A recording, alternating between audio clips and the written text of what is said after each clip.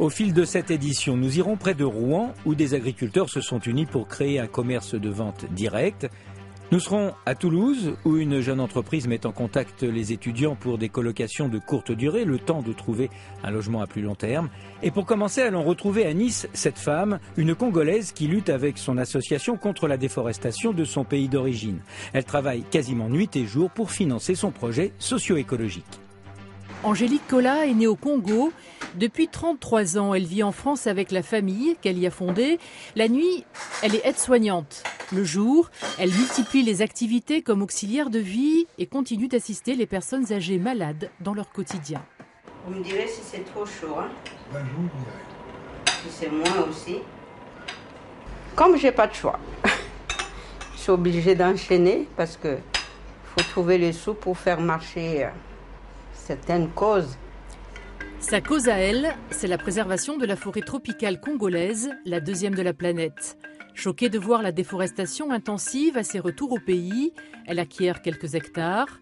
Un jour, un consortium chinois coupe 18 des 21 arbres centenaires de son terrain. Colère et détermination, elle crée l'association Kivoudi. J'essaie de reboiser. Là où il y a des agglomérations encore, là où il y a du monde et qu'il n'y a plus de forêt, je cible des agglomérations où je reboise. Et je plante surtout les arbres fruitiers parce que ça peut les aider à se nourrir d'abord et à gagner leur vie plus tard. Donc, c'est pas de l'assistanat que je veux, mais je veux leur apprendre à s'auto-prendre en charge. Surtout sensibiliser la jeunesse à dire si on ne gère pas bien la forêt, elle est en train de disparaître. Comment vivre en harmonie avec la forêt sans la détruire? Comment restaurer les cueillettes nourricières? Comment faire pour que les populations ne soient pas complices de la déforestation? Angélique s'informe dans des forums d'environnement. Son approche intuitive est pleine de bon sens, mais elle manque de moyens et de bonne volonté. Kivoudi signifie l'ombre de l'arbre en congolais, une ombre protectrice qu'elle s'emploie à sauver. Trouver un logement quand on est étudiant, c'est souvent une course désespérée. À Toulouse, une jeune entreprise met en contact les étudiants qui possèdent un logement et ceux qui en cherchent un pour une courte durée. Voici comment ça se passe. Elles paraissent des amies de longue date. Pourtant, Caroline et Adèle se sont rencontrées hier.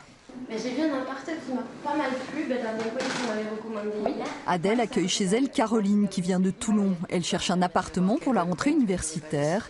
Leur point commun, elles sont toutes les deux étudiantes et se sont rencontrées via YesStudent, un site de mise en relation pour des hébergements de courte durée.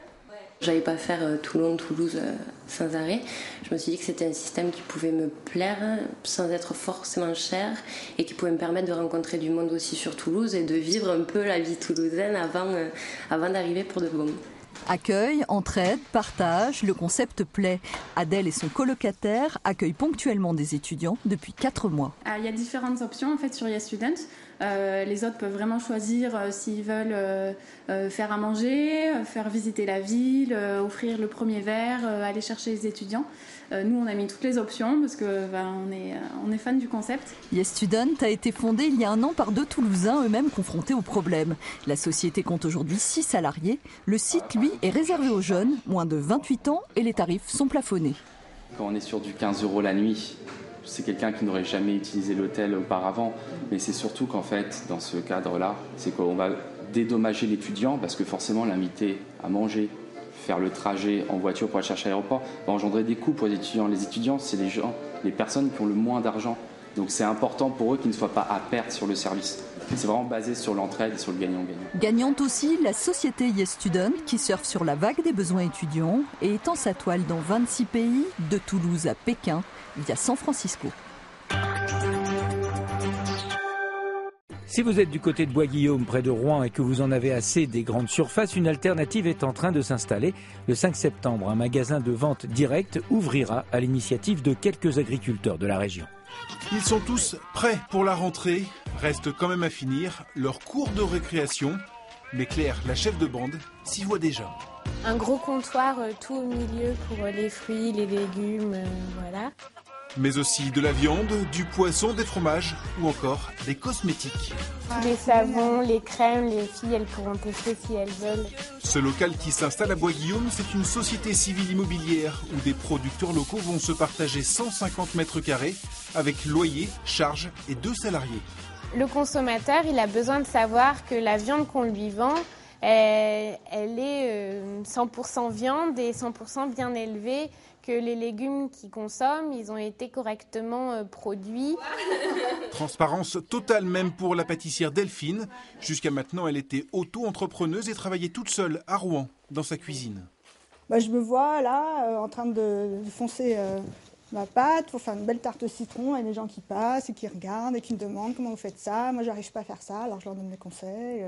Patrice fournira, lui, 10 tonnes par an de pommes et de poires. L'arboriculteur Lille-Bonnet connaît bien ces nouveaux principes de distribution alternatifs. Voilà 2 ans que presque toute sa production se vend comme ça, et il est gagnant. Au niveau revenu, c'est quand même beaucoup mieux, ça faut le dire. Ça... De quel ordre? On n'a pas la tête en dessous de l'eau, on a l'air hors de l'eau. On peut investir, je veux dire. Pour l'instant, 11 producteurs locaux se sont engagés pour 1 an. Il pourrait être une vingtaine très bientôt. Objectif, attirer 250 clients par semaine au local à partir du 5 septembre. Nous refermons cette édition avec une initiative des jardiniers du château de Valençay dans l'Indre. Ils récupèrent les pousses issues de la taille des ifs. Un produit anticancéreux en est extrait.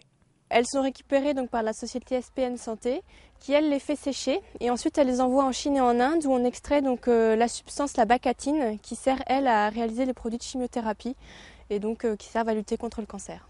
Cette collecte est organisée jusqu'en octobre sur le site du château de Valençay.